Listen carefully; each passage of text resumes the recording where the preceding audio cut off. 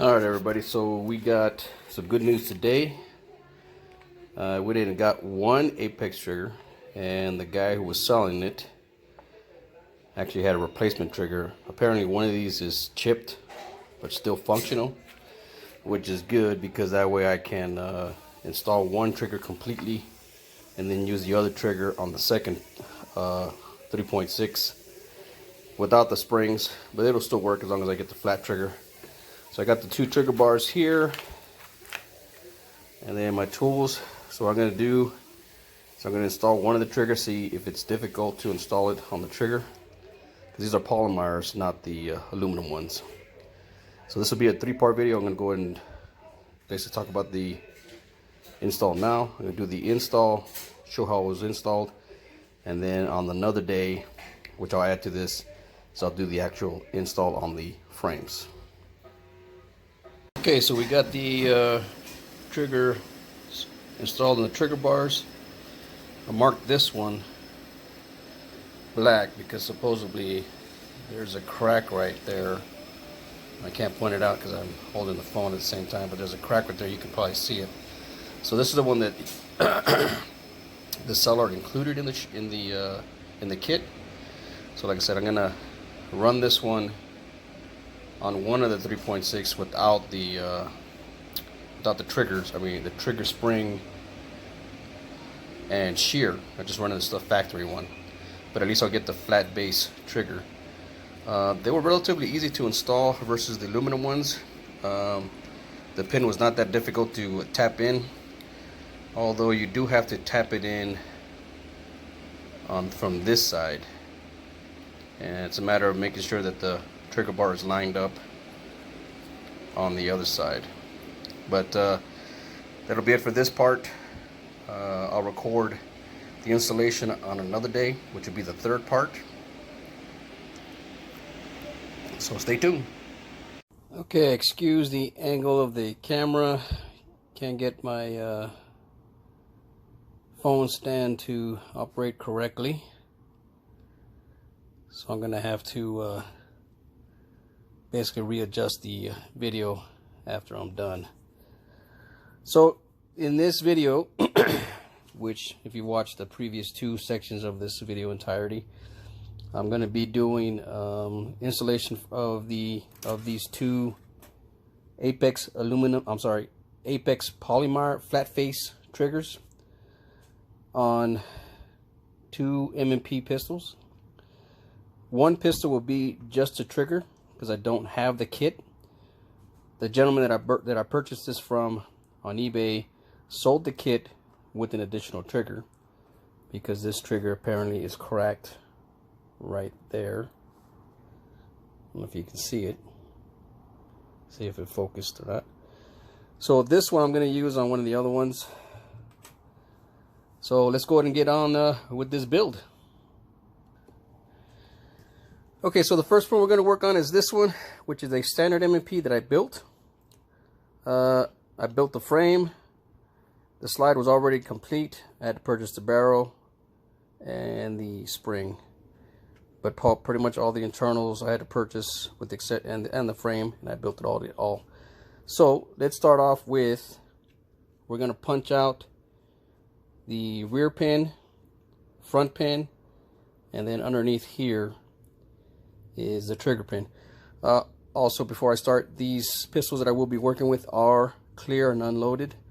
They do not have any ammunition. There is no ammunition in the area. So without further ado, let's get started.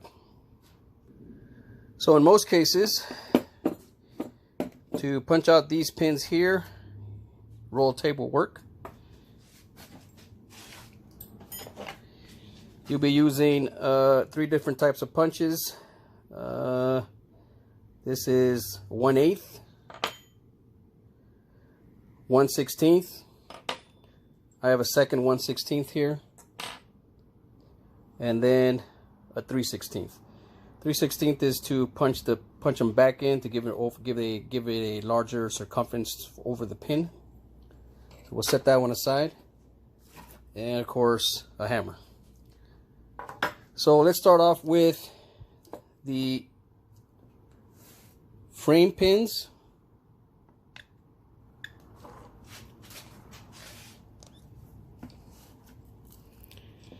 get it better in view.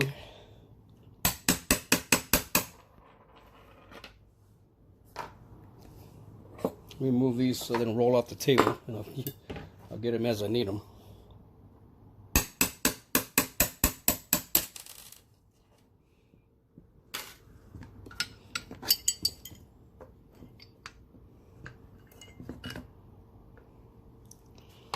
For the front pin, I recommend the 1/16.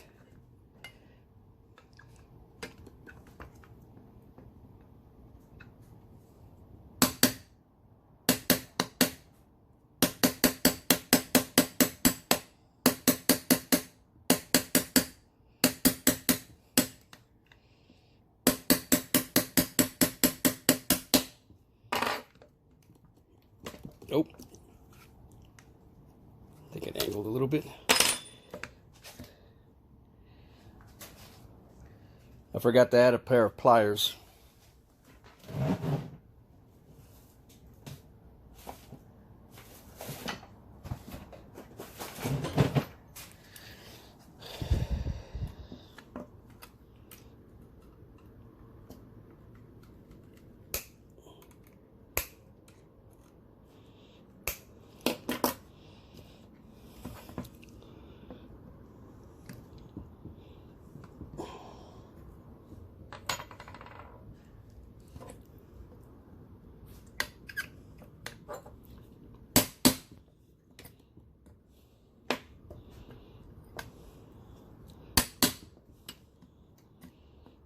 Okay, I'm having a little bit of trouble because the pin is bent, the punch is bent.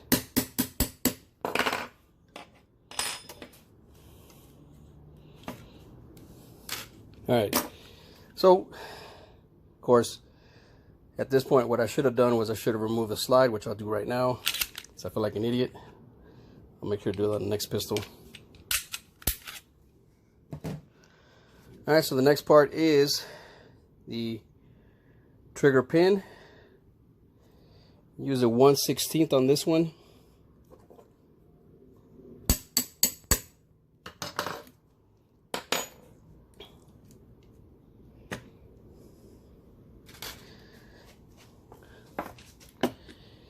So at this point, you need to remove the locking block and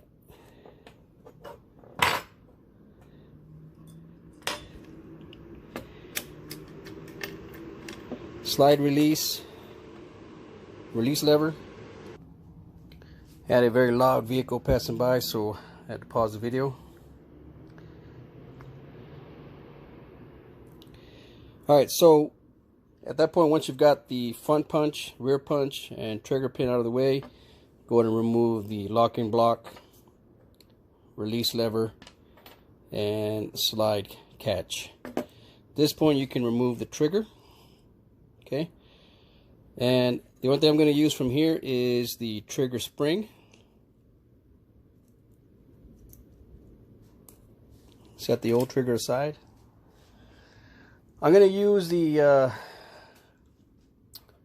old trigger for the other builds that I got going on, if you watch some other videos. So when installing the trigger pin, you have to install it, I forget, I think it's, yeah, in this fashion, so that it catches. Oh, let's get it in there.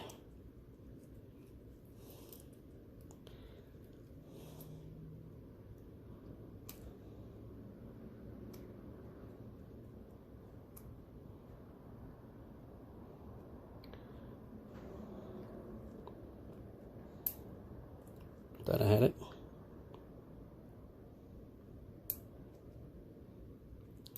Okay, it seems to be a rather difficult procedure.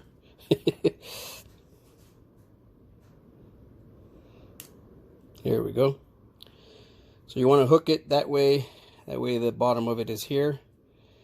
Pretty much you bring it in here, and you are going to get your gotta forget what this is called, slave pin. put that there so it doesn't roll off the table. And your mag release, making sure that the mag is released is the correct way.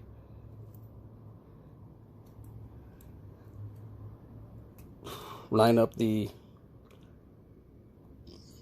trigger bar spring and the trigger. Add the slave pin. Okay. At this point, you can slide the trigger back in, making sure the slave pin doesn't work, making sure that the trigger bar is lined up underneath the shear. Now, this is a difficult part where I have made mistakes. So you need to install the takedown lever in the locking block in this fashion. Okay, then drop the locking block with the release lever at that angle in. Okay, use your tape. Oh, didn't go in correctly.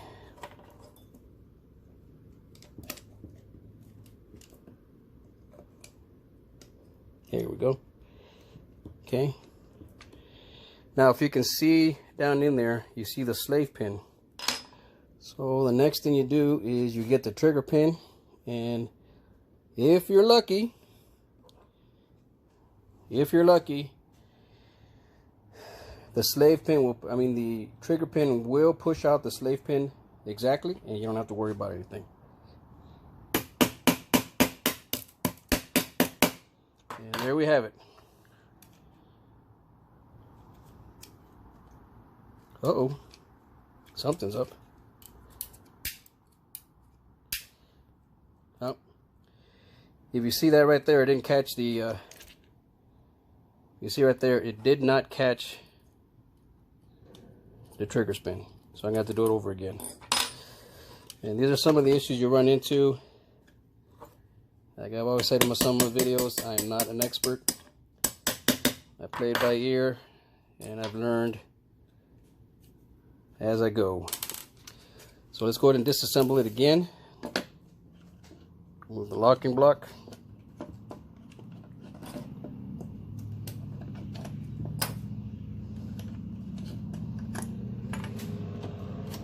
Move the trigger and mag release. Let's add the trigger spring again.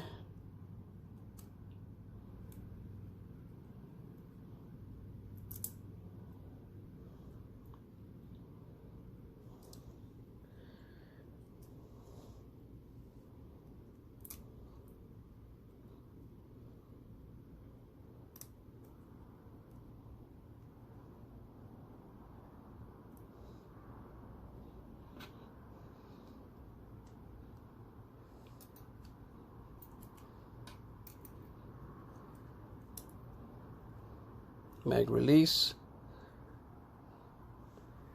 slave pin. Wonder whether or not I didn't catch the trigger pin that one time.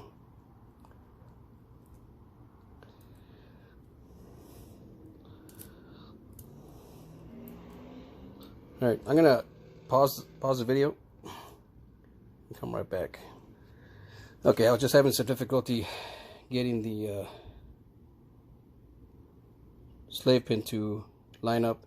If you can see right there, it does have the trigger spring within the slave pin. So now we go through the same process again. Line up the back. Get the trigger dropped in.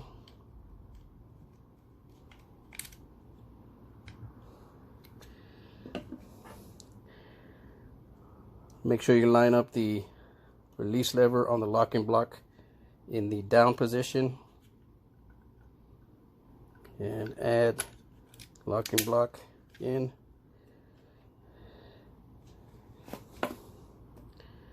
And we'll punch out the, again, hopefully it'll maintain the trigger spring this time.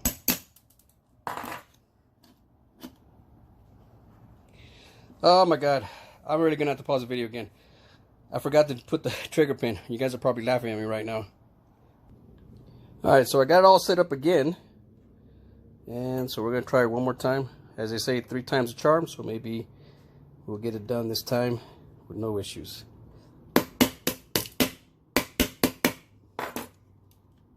And we're good. You see the trigger's in there.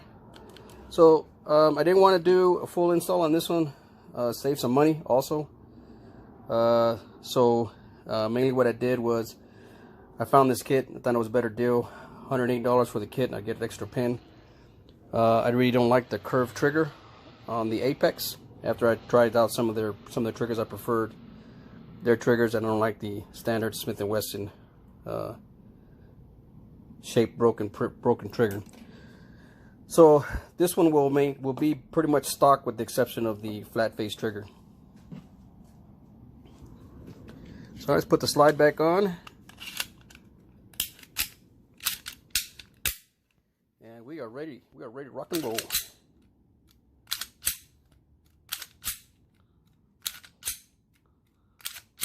Oh, that's not good. I don't know what let me see something. It is not firing.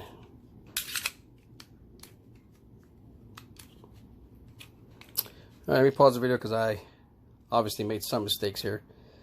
Laugh if you want. You have the right to. Okay, so I figured out what the issue is. I made a quick video on the issue that I'm having with this one. Basically, the trigger bar is not hitting the actuator here in the back. With this trigger, Apex provides a actuator with the kit, which obviously I need.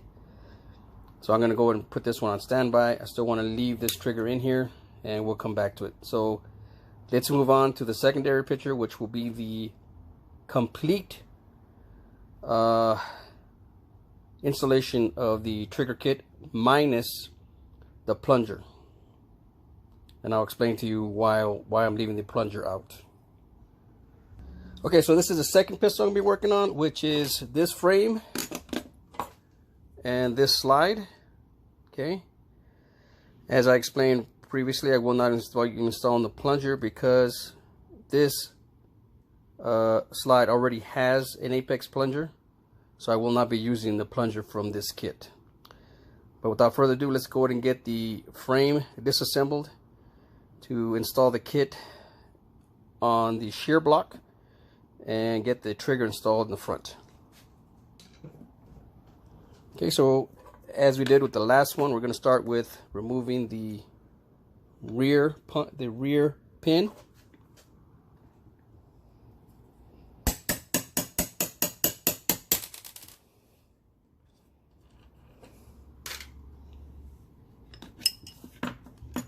And the front pin.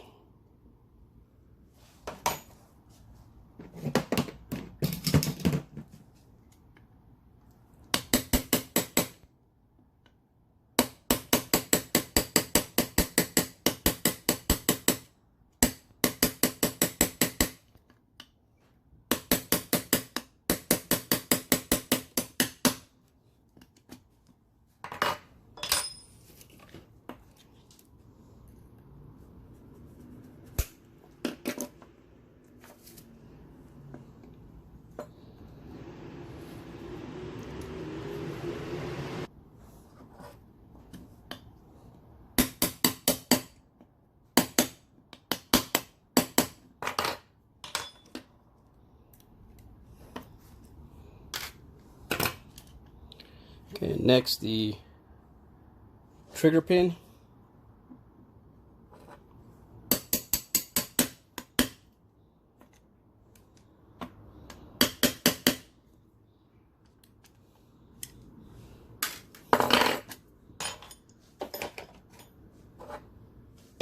Okay, so we've got the frame completely disassembled, and now we're going to work on the shear block, which we have here. So with a 1/16 I like to put it in here so that all the components drop in here. I'm going to remove the shear pin, and that's what I was trying to avoid. Give me a minute to pick everything up. Okay, I found all the parts. Okay, so at this point, what you don't need is the spring, the shear, and the actuator. You can set those parts aside.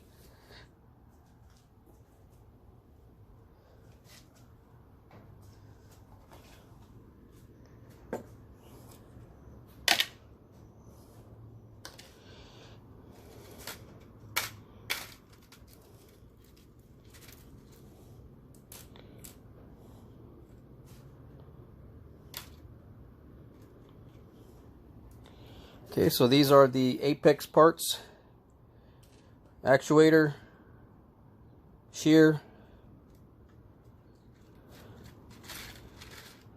and shear pin. Oh. Shear spring, I'm sorry. So we're going to go ahead and drop the shear spring in there. And I forget what that part's called, a pinhead or something to that effect.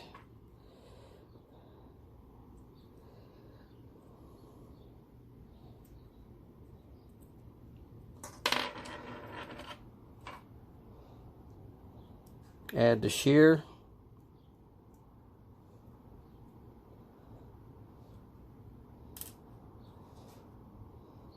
Actuator. Now what I like to do in this case is use my punch to hold everything from this side. Once I get it all lined up, and then slowly push the pin in from this side, and it should work out fine. Holding this down just a little bit as you move everything in. Alright, so there we have it. Now we got the shear installed with the shear pin, shear spring, apex, and the actuator. So the next part is to install the locking block back. When you install the locking block, the easiest way is to line up the shear pin here and here along with this little rail here, and you'll get it installed just fine.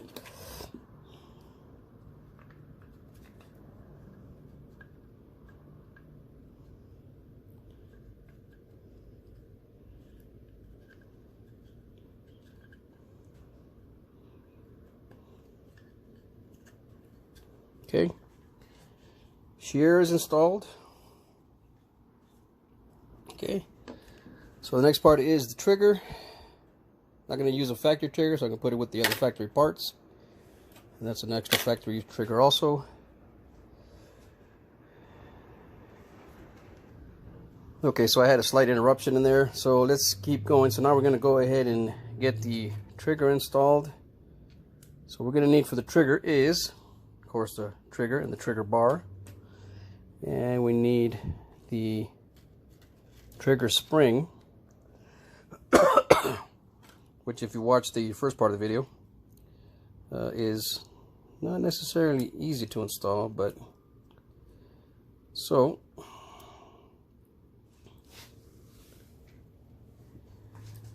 get the trigger spring in there, attached here, line it up with the trigger bar hole right here, get your slide release, line it up, get your slave pin in there, ensuring that you have captured the spring. Okay, at this point you can drop in the trigger, making sure that the trigger bar is underneath the shear actuator.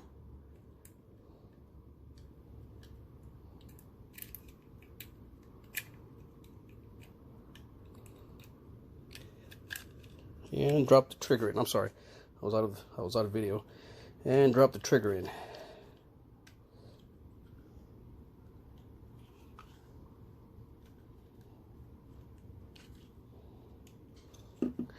One important thing is, if you can see right here, slave pin is a little bit out. You need to push it in, otherwise you won't be able to put in the locking block.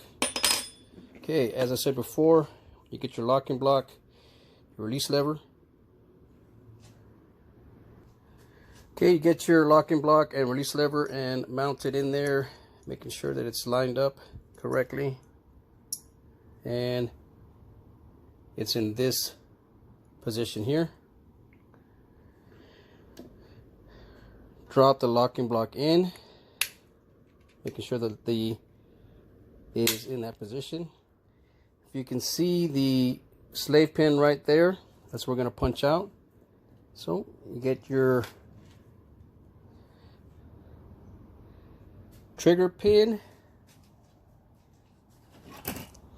and if you're lucky, as I said before, your trigger pin will go straight, punch out the slave pin, and it'll capture the trigger spring.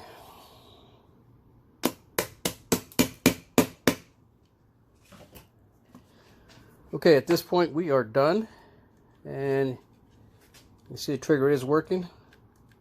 And we'll add the 2 roll pins after we inspect it.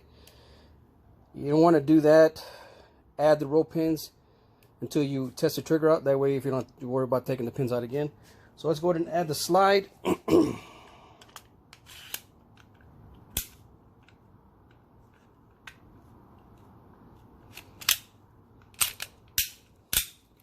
For the trigger functions.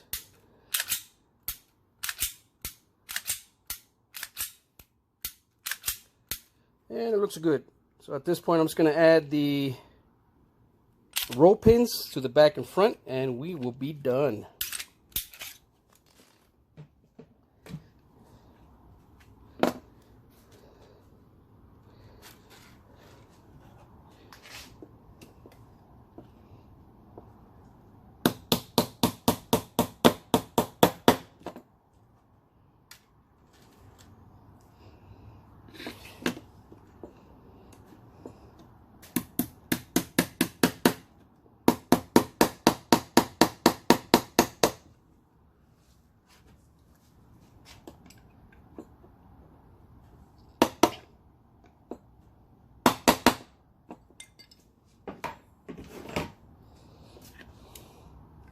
Okay, flush on this side, flush on this side, flush here, flush here, flush here, flush here. Let's add the slide.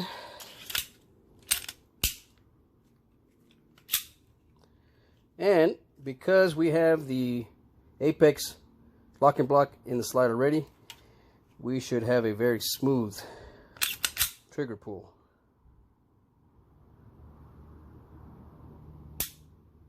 Okay, so I'm gonna just add this to the end of the video. Somehow my phone camera heated up, so the video stopped while I was doing the install on this. So this build is done, and we'll probably use it at the range. I am looking forward to maybe using it for IPSC. I cannot use it for IDPA because it's got cuts on the barrel. I mean the slide. I don't know, maybe I could use it for unregulated IDPA, but we'll figure that out. On this one, I'm gonna have to look into it, do a little bit more research. I think it's probably the shear, or maybe if I change out the trigger pin, the trigger spring, it'll make a difference. But I'm thinking it's the shear issue that I'm having. But we can figure it out later. Other than that, the Apex trigger installs are done on the two 3.6 9mm that I built from the frame up. Slides were already, well, I did assemble this slide. The other slide I did not assemble. It already came assembled. So that's gonna be the end of the video. Look forward to videotaping the next 2 builds of the M&P 4 inches, which I will do later when I do the when I get the frame parts. And the slide parts, I got to get everything for that one. So thank you for watching. Take care and be safe. If you have any questions, go ahead and post them. Gripes, complaints, whatever you want to say, I'm fine with that. Appreciate you watching my video. Thank you very much for your time.